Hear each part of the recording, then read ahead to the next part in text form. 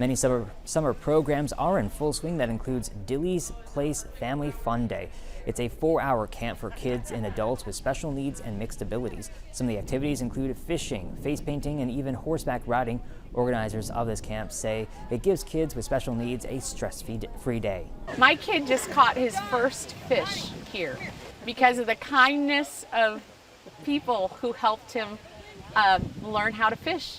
And that was an awesome experience. He was so excited. So yeah, it's pretty wonderful. This is the 13th year of the event. The camp is free for all families.